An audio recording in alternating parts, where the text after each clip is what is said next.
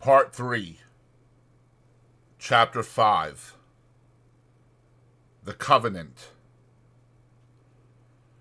When December was well along, Grey Beaver went on a journey up the Mackenzie. Mitsa and Klukooch went with him. One sled he drove himself, drawn by dogs he had traded for or borrowed. A second and smaller sled was driven by Mitsa, and to this was harnessed a team of puppies. It was more of a toy affair than anything else, yet it was the delight of Mitsa, who felt that he was beginning to do a man's work in the world. Also, he was learning to drive dogs and to train dogs, while the puppies themselves were being broken into the harness. Furthermore, the sled was of some service, for it carried nearly 200 pounds of outfit and food. White Fang had seen the camp dogs toiling in the harness, so that he did not resent overmuch the first placing of the harness upon himself. About his neck was put a moss-stuffed collar, which was connected by 2 pulling traces to a strap that passed around his chest and over his back. It was to this that was fastened the long rope by which he pulled at the sled. There were 7 puppies in the team. The others had been born earlier in the year and were 9 and 10 months old, while White Fang was only 8 months old. Each dog was fastened to the sled by a single rope. No 2 ropes were of the same length, while the difference in length between any 2 ropes was at least that of a dog's body. Every rope was brought to a ring at the front end of the sled. The sled itself was without runners, being a birch bark toboggan, with upturned forward end to keep it from plowing under the snow. This construction enabled the weight of the sled and load to be distributed over the largest snow surface, for the snow was crystal powder and very soft. Observing the same principle of widest distribution of weight, the dogs at the ends of their ropes radiated fan fashion from the nose of the sled, so that no dog trod in another's footsteps.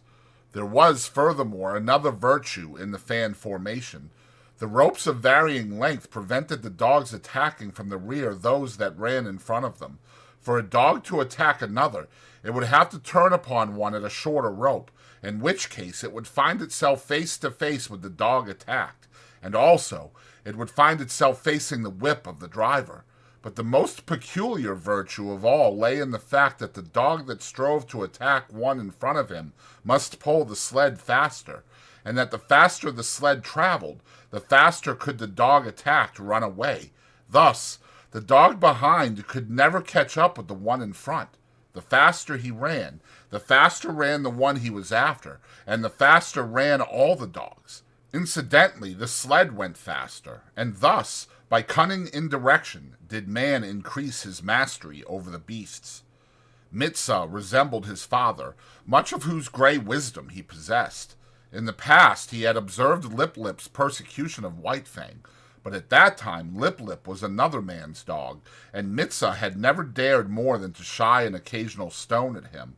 But now Lip Lip was his dog, and he proceeded to wreak his vengeance on him by putting him at the end of the longest rope. This made Lip Lip the leader, and was apparently an honor, but in reality it took away from him all honor, and instead of being bully and master of the pack, he now found himself hated and persecuted by the pack. Because he ran at the end of the longest rope, the dogs had always the view of him running away before them. All that they saw of him was his bushy tail and fleeing hind legs, a view far less ferocious and intimidating than his bristling mane and gleaming fangs. Also, dogs being so constituted in their mental ways, the sight of him running away gave desire to run after him and a feeling that he ran away from them. The moment the sled started, the team took after Lip Lip in a chase that extended throughout the day. At first he had been prone to turn upon his pursuers, jealous of his dignity and wrathful, but at such times Mitsa would throw the stinging lash of the 30-foot caribou gut whip into his face and compel him to turn tail and run on. Lip Lip might face the pack, but he could not face that whip, and all that was left him to do was to keep his long rope taut and his flanks ahead of the teeth of his mates. But a still greater cunning lurked in the recesses of the Indian mind. To give point to unending pursuit of the leader, Mitsa favored him over the other dogs. These favors aroused in them jealousy and hatred. In their presence, Mitsa would give him meat and would give it to him only. This was maddening to them. They would rage around just outside the throwing distance of the whip, while Lip Lip devoured the meat, and Mitsa protected him. And when there was no meat to give, Mitsa would keep the team at a distance and make believe to give meat to Lip Lip. White Fang took kindly to the work. He had traveled a greater distance than the other dogs in the yielding of himself to the rule of the gods, and he had learned more thoroughly the futility of opposing their will. In addition, the persecution he had suffered from the pack had made the pack less to him in the scheme of things, and man more. He had not learned to be dependent on his kind for companionship. Besides, Quiche was well nigh forgotten, and the chief outlet of expression that remained to him was in the allegiance he tendered the gods he had accepted as masters. So he worked hard, learned discipline, and was obedient. Faithfulness and willingness characterized his toil. These are essential traits of the wolf and the wild dog when they have become domesticated, and these traits White Fang possessed in unusual measure. A companionship did exist between White Fang and the other dogs, but it was one of warfare and enmity. He had never learned to play with them. He knew only how to fight, and fight with them he did, returning to them 100-fold the snaps and slashes they had given him in the days when Lip Lip was leader of the pack. But Lip Lip was no longer leader, except when he fled away before his mates at the end of his rope, the sled bounding along behind. In camp, he kept close to Mitsa or Gray Beaver or Clucooch. He did not dare venture away from the gods, for now the fangs of all dogs were against him, and he tasted to the dregs the persecution that had been White Fang's. With the overthrow of Lip Lip, White Fang could have become leader of the pack, but he was too morose and solitary for that. He merely thrashed his teammates. Otherwise he ignored them. They got out of his way when he came along, nor did the boldest of them ever dare to rob him of his meat. On the contrary, they devoured their own meat hurriedly, for fear that he would take it away from them. White Fang knew the law well, to oppress the weak and obey the strong. He ate his share of meat as rapidly as he could, and then woe the dog that had not yet finished. A snarl and a flash of fangs, and that dog would wail his indignation to the uncomforting stars, while White Fang finished his portion for him. Every little while, however, one dog or another would flame up in revolt and be promptly subdued. Thus White Fang was kept in training. He was jealous of the isolation in which he kept himself in the midst of the pack, and he fought often to maintain it. But such fights were of brief duration. He was too quick for the others. They were slashed open and bleeding before they knew what had happened, were whipped almost before they had begun to fight. As rigid as the sled discipline of the gods was the discipline maintained by White Fang amongst his fellows. He never allowed them any latitude. He compelled them to an unremitting respect for him. They might do as they pleased amongst themselves. That was no concern of his, but it was his concern that they leave him alone in his isolation, get out of his way when he elected to walk among them, and at all times acknowledge his mastery over them.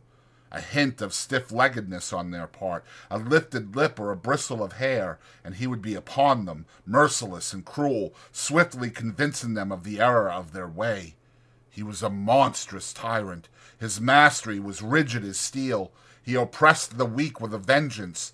Not for nothing had he been exposed to the pitiless struggles for life in the day of his cubhood, when his mother and he, alone and unaided, held their own and survived in the ferocious environment of the wild. And not for nothing had he learned to walk softly when superior strength went by. He oppressed the weak, but he respected the strong, and in the course of the long journey with Gray Beaver, he walked softly indeed amongst the full-grown dogs in the camps of the strange man-animals they encountered. The months passed by. Still continued the journey of Great Beaver. White Fang's strength was developed by the long hours on trail and the steady toil at the sled, and it would have seemed that his mental development was well nigh complete. He had come to know quite thoroughly the world in which he lived. His outlook was bleak and materialistic. The world as he saw it was a fierce and brutal world, a world without warmth, a world in which caresses and affection and the bright sweetnesses of the spirit did not exist. He had no affection for Grey Beaver. True, he was a god, but a most savage god. White Fang was glad to acknowledge his lordship, but it was a lordship based upon superior intelligence and brute strength. There was something in the fiber of White Fang's being that made his lordship a thing to be desired, else he would not have come back from the wild when he did to tender his allegiance. There were deeps in his nature which had never been sounded. A kind word, a caressing touch of the hand on the part of Grey Beaver might have sounded these deeps, but Grey Beaver did not caress, nor speak kind words. It was not his way. His primacy was savage, and savagely he ruled, administering justice with a club, punishing transgression with the pain of a blow, and rewarding merit, not by kindness, but by withholding a blow. So White Fang knew nothing of the heaven a man's hand might contain for him. Besides, he did not like the hands of the man-animals. He was suspicious of them. It was true that they sometimes gave meat, but more often they gave hurt. Hands were things to keep away from.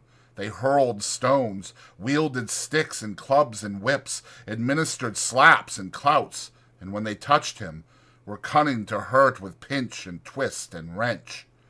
In strange villages, he had encountered the hands of the children and learned that they were cruel to hurt. Also, he had once nearly had an eye poked out by a toddling papoose. From these experiences he became suspicious of all children. He could not tolerate them. When they came near with their ominous hands, he got up. It was in a village at the Great Slave Lake that in the course of resenting the evil of the hands of the man-animals, he came to modify the law that he had learned from Grey Beaver, namely, that the unpardonable crime was to bite one of the gods. In this village, after the custom of all dogs in all villages, White Fang went foraging for food. A boy was chopping frozen moose meat with an axe, and the chips were flying in the snow. White Fang, sliding by in quest of meat, stopped and began to eat the chips. He observed the boy lay down the axe and take up a stout club.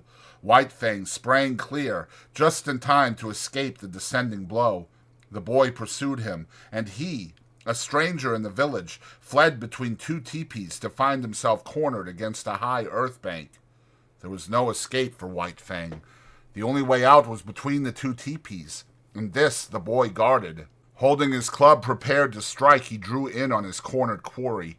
White Fang was furious. He faced the boy, bristling and snarling, his sense of justice outraged. He knew the law of forage. All the wastage of meat, such as the frozen chips, belonged to the dog that found it. He had done no wrong, broken no law.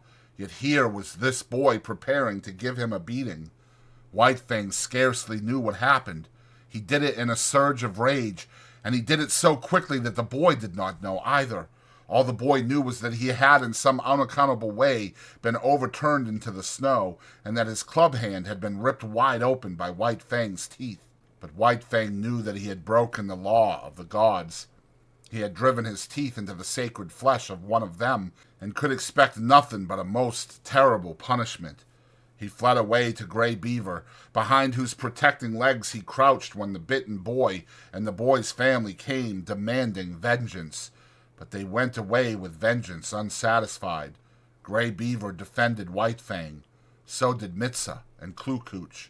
White Fang, listening to the word he wore and watching the angry gestures, knew that his act was justified, and so it came that he learned that there were gods and gods. There were his gods, and there were other gods, and between them there was a difference. Justice or injustice, it was all the same. He must take all things from the hands of his own gods, but he was not compelled to take injustice from the other gods. It was his privilege to resent it with his teeth, and this also was a law of the gods. Before the day was out, White Fang was to learn more about this law. Mitsa, alone, gathering firewood in the forest, encountered the boy that had been bitten. With him were other boys. Hot words passed. Then all the boys attacked Mitsa. It was going hard with him. Blows were raining upon him from all sides. White Fang looked on at first. This was an affair of the gods, and no concern of his. Then he realized that this was Mitsa, one of his own particular gods, who was being maltreated. It was no reasoned impulse that made White Fang do what he then did. A mad rush of anger sent him leaping in amongst the combatants. 5 minutes later, the landscape was covered with fleeing boys, many of whom dripped blood upon the snow in token that White Fang's teeth had not been idle. When Mitsa told the story in camp, Grey Beaver ordered meat to be given to White Fang.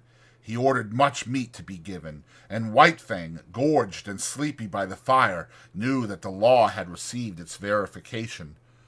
It was in line with these experiences that White Fang came to learn the law of property and the duty of the defense of property.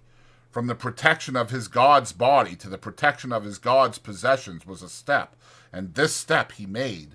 What was his god's was to be defended against all the world, even to the extent of biting other gods. Not only was such an act sacrilegious in its nature, but it was fraught with peril. The gods were all powerful, and a dog was no match against them. Yet White Fang learned to face them, fiercely belligerent and unafraid. Duty rose above fear, and thieving gods learned to leave Grey Beaver's property alone. One thing, in this connection, White Fang quickly learnt, and that was that a thieving god was usually a cowardly god and prone to run away at the sounding of the alarm. Also, he learned that but brief time elapsed between his sounding of the alarm and Grey Beaver coming to his aid. He came to know that it was not fear of him that drove the thief away, but fear of Grey Beaver. White Fang did not give the alarm by barking. He never barked. His method was to drive straight at the intruder and to sink his teeth in if he could. Because he was morose and solitary, having nothing to do with the other dogs, he was unusually fitted to guard his master's property, and in this he was encouraged and trained by Grey Beaver. One result of this was to make White Fang more ferocious and indomitable, and more solitary. The months went by, binding stronger and stronger the covenant between dog and man. This was the ancient covenant that the first wolf that came in from the wild entered into with man. And, like all succeeding wolves and wild dogs that had done likewise, White Fang worked the covenant out for himself. The terms were simple. For the possession of a flesh and blood god, he exchanged his own liberty. Food and fire, protection and companionship were some of the things he received from the god. In return, he guarded the god's property, defended his body, worked for him, and obeyed him. The possession of a god implies service. White Fang's was a service of duty and awe, but not of love. He did not know what love was. He had no experience of love. Quiche was a remote memory. Besides, not only had he abandoned the wild and his kind when he gave himself up to man, but the terms of the covenant were such that if ever he met Quiche again, he would not desert his god to go with her. His allegiance to man seemed somehow a law of his being greater than the love of liberty, of kind, and kin.